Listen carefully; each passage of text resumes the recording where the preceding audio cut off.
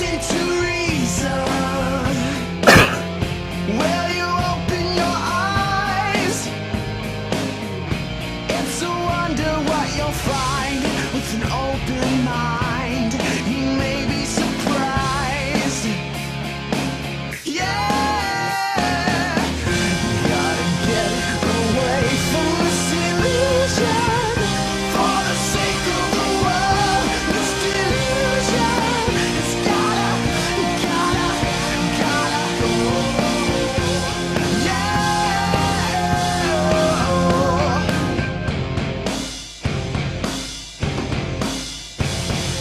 Hello, everybody. Welcome to the Atheist Experience. We are live. Today is Sunday, November 7th, 2010. I'm Matt Dillahunty. Joining me this week, Don Baker. Welcome back. Hey, it's good to been be like here. forever since you... It's been forever. I hosted once, but it's been several months since I've co-hosted. And so, for those of you who know, that means we'll have actually something to talk about and won't jump directly to calls. Although this is a live call-in television program, we'll have the number up for you like virtually right away. We're sponsored by the Atheist Community of Austin, a nonprofit educational organization promoting positive atheism and the separation of church and state. For more information about the ACA, you can visit our website, www.atheist-community.org. In addition to this program, the ACA also sponsors a bi-weekly internet audio podcast, which may become weekly as we actually get the time to do it. But we did a show yesterday. It's called The Nonprofits. For more information, you can go to nonprofitsradio.com. That's P-R-O-P-H-E-T-S. And we had a special guest caller yesterday, Leo Behe, the son of Michael Behe. Called in and talked about it. He's recently come out as an atheist, and so we had a good conversation with him. We thank him for calling into the show, and then we talked about a lot of news items because we have a new kind of intern on the nonprofits, and she's just been phenomenal at gathering news stories for us to talk about. So. And who knows, you may see her as an intern around the Atheist Experience as well. After the show is over, we get together for dinner at Threadgills at 301 West Riverside Drive. Any atheist or atheist-friendly person is welcome to come down. You don't have to be a member to attend any of our events.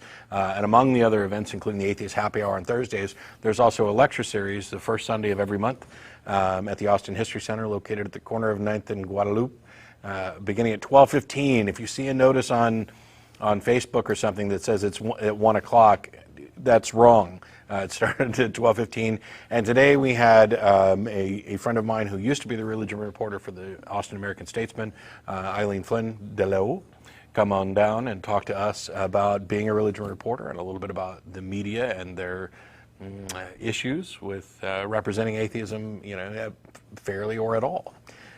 So we had a really good time with that, and the last actual announcement that I need to make is that on Tuesday, November 16th at 7 p.m. At the UMBC University Center Ballroom, I'll be having a debate on the source of human morality. We'll get a little something posted up at the website probably this week. I've already posted about it on Facebook, and I know that the student group, both the secular, it's an interfaith organization thing between the Secular Student Alliance, and then there's an Orthodox group that's putting up the other presenter. And I've been informed that the moderator for the debate is going to be John Shook from CFI. So we're looking forward to that, and we'll get more information posted up online. I want to bring somebody up here today, though, because I've been doing the show for about 5 years and some change or something like that. The show's actually been on for about 13 years. The group's been around for 11 or 12. One of the guys who has been one of the main producers on this show longer than I've been involved with it is leaving Austin for another job. And since we haven't had a chance to actually do anything super special for him, I wanted to bring him out so that you can see Joe. This is Joe Rhodes, who has done marvelous stuff back in the studio, in the smaller studio, and out here at the big one. I can't possibly thank you enough. I am incredibly sad that you're leaving. Me too. I hope we can. He does tons of stuff with regard to the ACA website and everything, but we do wish you much luck and prosperous time up in the Northwest. So. Right. Thanks very much. Joe's going to Portland. Yay.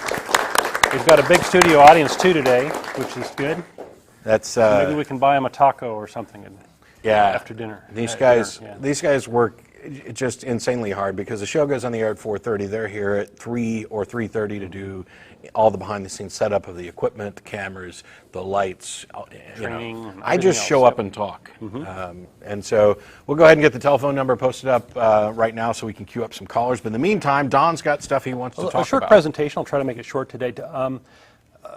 A couple months ago when I was on as a co-host, I opened up this topic of buzzwords of ignorance, or things that you hear in often political discourse. And today I want to talk about the Christian nation buzzword of ignorance. And what I mean by this is words used because of their emotional connotation, where the speaker is relying on the assumed ignorance of the audience who is being manipulated by that speaker. And these words are usually used for propaganda purposes or political purposes. And the last time I talked about the notion of the Judeo-Christian values, that sort of thing. And this is kind of a closely related topic where we're talking about the founding of the nation and whether this really is a Christian nation or not. And the fact is, it's not a Christian nation. There are a lot of Christians in the United States, a majority, but that doesn't make it a Christian nation. We're an explicitly secular nation with a strong separation of church and state in our Constitution and our founding documents. And there are people chipping away at that sort of thing, but it's not a Christian nation. It's right there in the First Amendment, despite what Christine O'Donnell thinks. Right, right. So we'll hit on that at some point here. So the purpose of this myth, I think, is like an ego stroke for Christians. It's sort of saying that Christians have a special place. You get to railroad your religion through when other people don't get to. Often it's used in pandering for votes, where political candidates will say, "Oh, we're a Christian nation, and I'm Christian, so vote for me." And it's really sort of a form of Christian imperialism, where it's like an explicit propaganda campaign to promote Christianity in the greater culture. And as we'll see, it's often done at the expense of truth. So historically, I think it would be worth mentioning the fact that we had this Red Scare in the 50s, when the Cold War, and there was a lot of trouble with the U.S. and Russia, and especially after World War II. And there needed to be a way of distinguishing the United States from Russia. And they hit upon this propaganda idea that, oh, well, we believe in God, and those Russians are those atheist communists, and that's how we're going to do it. And so there really was a propaganda campaign at that time that unfortunately ran the name of atheism through the mud and made it very, very difficult for people who didn't believe to be considered patriots. And it was a kind of unfortunate time, I think. You know, today we're rehabilitating the word atheism. None of the atheists I know are into communism. It's a ridiculous association as far as I'm concerned. Anyway, but this propaganda campaign has continued on in recent years, and it's especially true, I think, since the rise of the religious right in the Republican Party. You see it quite a bit, and it's still going on today. And it's being promoted by a bunch of deceptive tactics. And I wanted to hit on a few of those tactics and talk about some examples of what those were, and then we'll wrap up. So one of the tactics they use is they put words in dead people's mouths. And this reminds me so much of these fake deathbed conversions that people supposedly had, where, on their deathbed they converted to Christianity. As if that would matter. Well, as if that would matter, but also, you know, they're not around they're dead, so they can't come around and you know, fix the lie.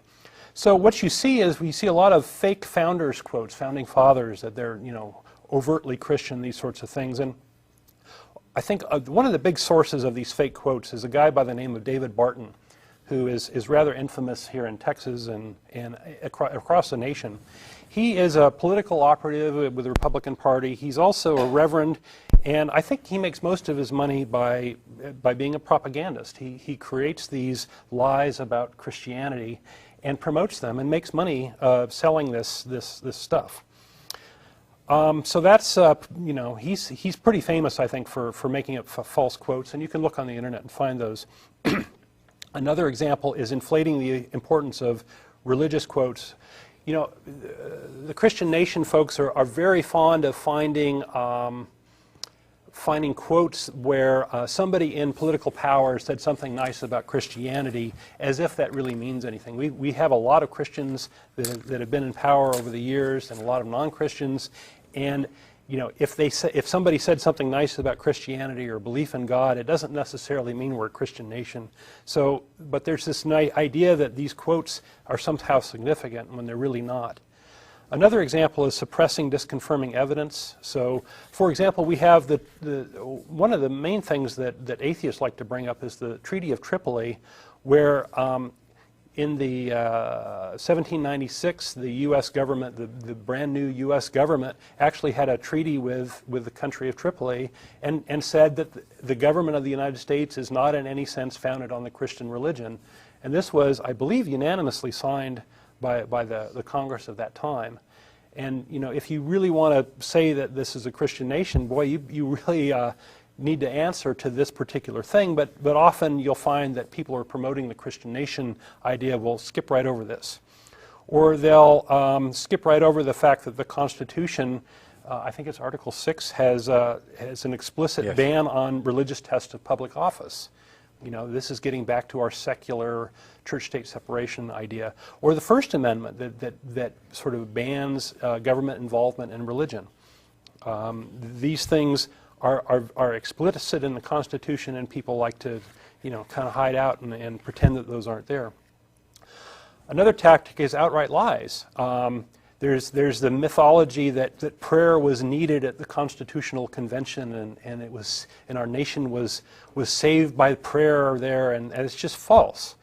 There's the claim that the U.S. laws were based on the Ten Commandments, and this claim is so old that even Jefferson himself had to dispel it in a letter to Thomas Cooper in 1814.